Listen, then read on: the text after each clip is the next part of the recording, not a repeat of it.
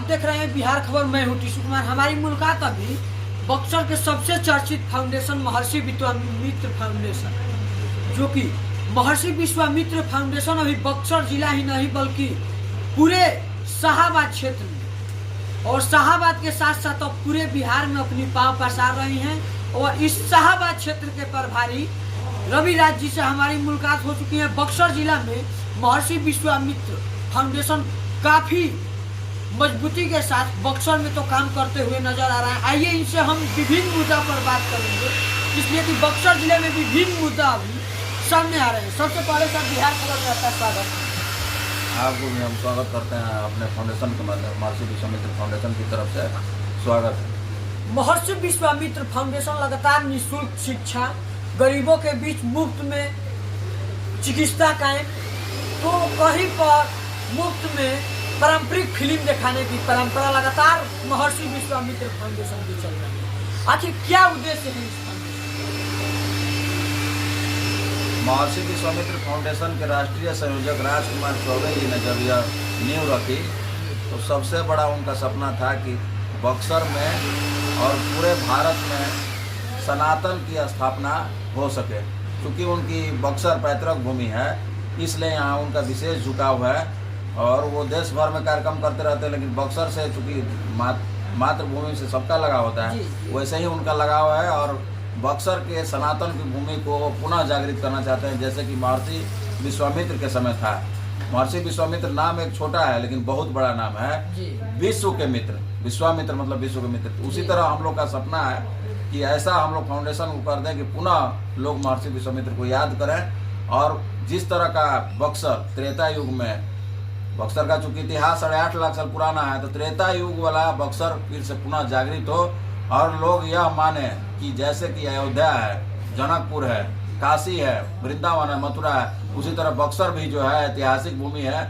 लोग कहते हैं बक्सर का युद्ध हुआ था यहाँ। बक्सर का युद्ध तो 1767 में हुआ है, लेकिन बक्सर का इतिहास 8.5 लाख साल पुराना है, त्रेता युग का है, जब यहाँ पर भगवान श्री राम को महर्षि विश्वामित्र दशरथ के यहाँ से लाए। यहाँ जब राक्षसों का आतंक हो चुका था, मारी सुबाहु का वध किए, ताड़का का वध किए, उसके बाद अहिल्या का उद्धार किए और 5 पंचकोशी यात्रा स्थलों पर गए। जब वो एक महिला का ये किए तो पश्चाताप के लिए सभी ऋषियों से आशीर्वाद लेने गए।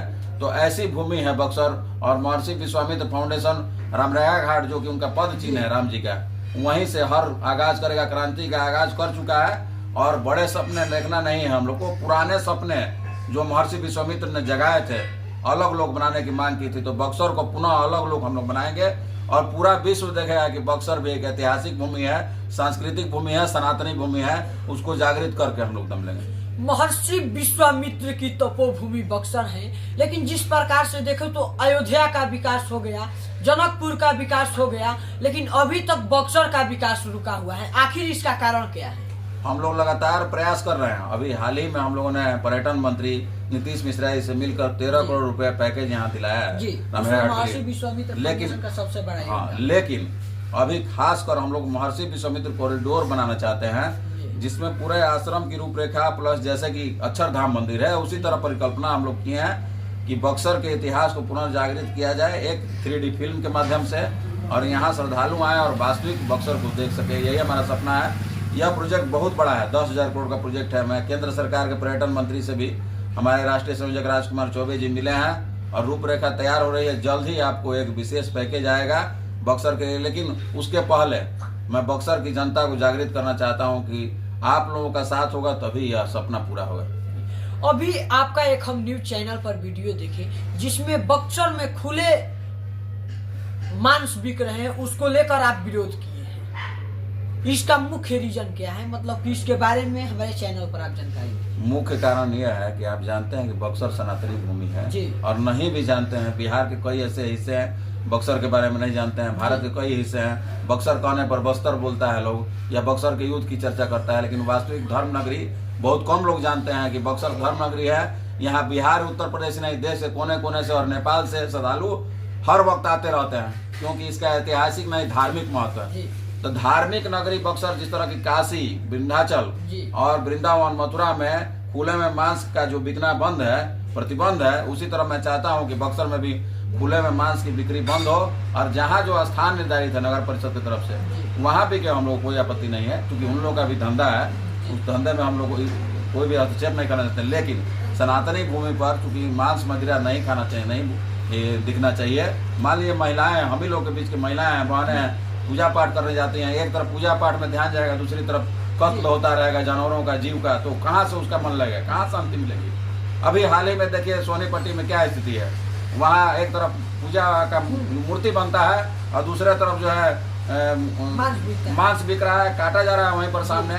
तो क्या दोनों लोगों में देखिए, बहुत लोग जाते हैं, गौरी शंकर मंदिर यहाँ का सिद्ध मंदिर है, उसी रास्ते में पड़ता है, और जो लोग पूजा करने जाते हैं वो पहले कत्ल देखे जाते हैं, तो क्या उनको शांति मिलेगी। इसलिए मैं चाहता हूँ कि बक्सर धार्मिक नगरी को इससे मुक्त किया जाए। खुले में मांस जो बिक रहा है उसका प्रतिबंध लगे, और हम यहाँ पर जो जिला प्रशासन के डीएम साहब हैं, एसडीओ साहब हैं और एग्जीक्यूटिव हैं जो नगर परिषद के चेयरमैन हैं, उनसे मैं आग्रह करता हूँ कि इसका जल्द से जल्द कार्रवाई करें, नहीं तो विश्वामित्र सेना के माध्यम से हम लोग अपनी त्वरित कार्रवाई करेंगे तो कानून को हाथ में भी ले सकते हैं। इसलिए हम चाहते हैं कि पहले हम लोग ज्ञापन दें और जो रास्ता है, संवैधानिक रास्ता है, उसके माध्यम से इसको बंद किया जाए। महर्षि विश्वामित्र फाउंडेशन लगातार मेहनत कर रही है और आगामी 2025 में विधानसभा चुनाव है, कहीं संगठन के नाम पे तो विधानसभा चुनाव का आगाज नहीं हो रहा है। देखिए, हम लोग को ऐसी सोच रहती तो देश भर में कार्यक्रम नहीं चलता। झारखंड में अभी संगठन विस्तार हुआ, दिल्ली में हुआ, महाराष्ट्र में हुआ, और हम लोग का सपना यह है कि जिस तरह से